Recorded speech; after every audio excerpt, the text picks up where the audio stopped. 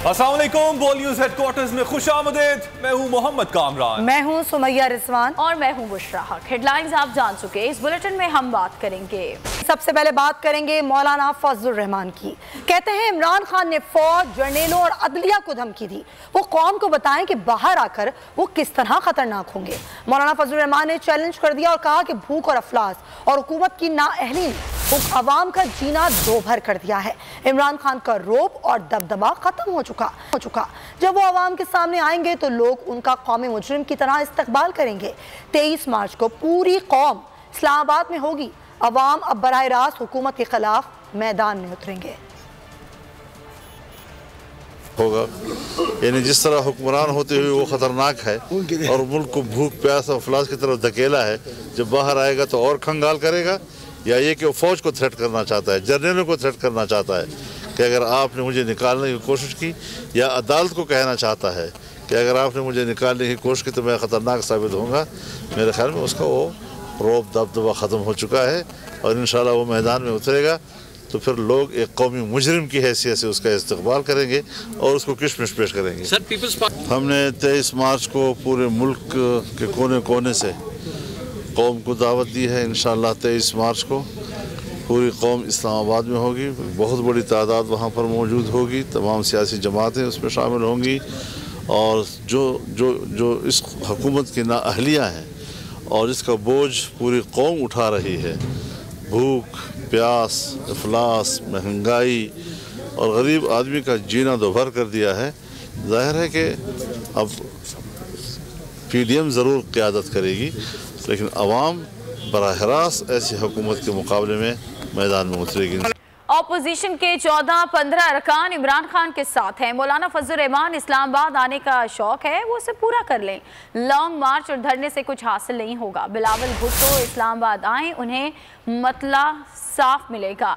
वज़ीर दाखिला शेख रशीद के ऑपोजिशन पर वार। कहा कि अदम एतमाद की बात करने वालों को मालूम होना चाहिए कि बंदे लाना होते हैं। IMF के पास जाना मजबूरी है। डाकू एहतसाब के शिकंजे में होंगे तो IMF से जान छूटेगी। दहशतगर्दी में इजाफा हुआ है। BNA और TTP का मिलकर मुकाबला करेंगे। और दूसरी जानिब अपोजिशन लीडर शहबाज शरीफ ने CPNC की रिपोर्ट को हुकूमत के लिए फर्द जुर्म करार दे दिया। कहा साबित हो गया कि इमरान खान का इक़्तिदार जमहूरी है, ना उनका मिजाज जमहूरी है।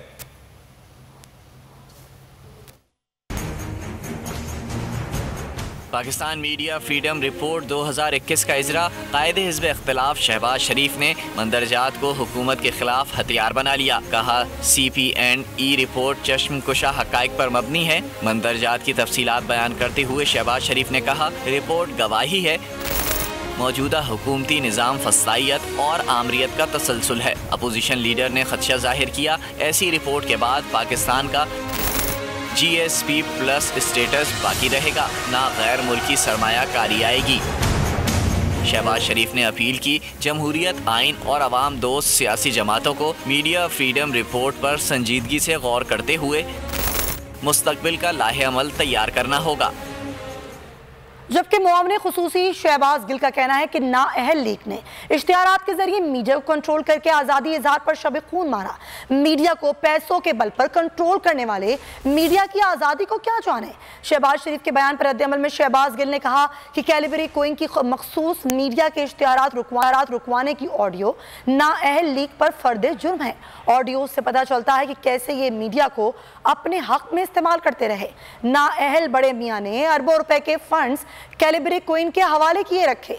अवाम के टैक्स के पैसे से जालसाज बीबी मीडिया को अपने मकासद के लिए इस्तेमाल करती नहीं।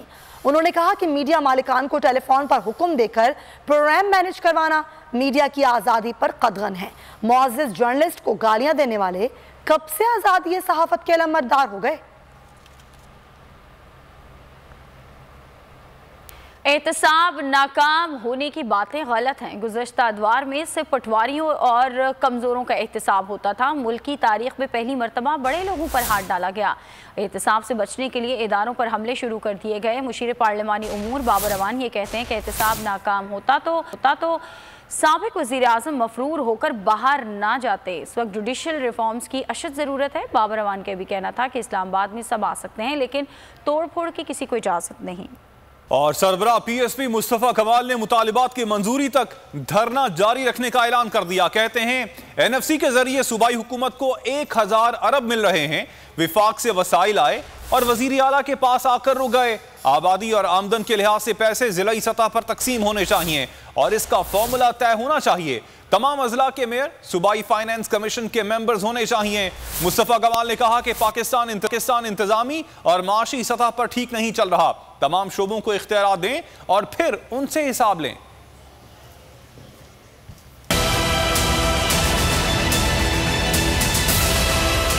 रोटी कपड़ा मकान मत मांगो, रोटी कपड़ा मकान के इख्तियारात मांगो। 1000 अरब बनते, 1000 अरब जो कि वफाक ट्रांसफर कर रहा है और 200 अरब रुपए ये खुद कमाते हैं। ये जो 1200 अरब रुपए सूबाई हुकूमत के वजीर आला को मिल रहे हैं, इसमें से डिस्ट्रिक्ट को कितने पैसे मिलेंगे उसका फॉर्मूला तय करो। तो पीएफसी अवार्ड में क्या होना चाहिए, सारे पूरे सूबे के जो डिस्ट्रिक्ट के इलेक्टेड मेयर हो वो उस कमीशन के मेंबर हो। अगर ये मेरी बात नहीं सुन रहे होते तो हम किसी चीज की परवाह किए बगैर भी जाते वजीर आला हाउस के पास, लेकिन उन्होंने हमारी बात सुनी है। तो इस मसले को हल होना है हर हाल में। ये सियासत नहीं है, ये सियासत से बालातर होकर ये सूबे को, मुल्क को, शहरों को बचाने का मामला है।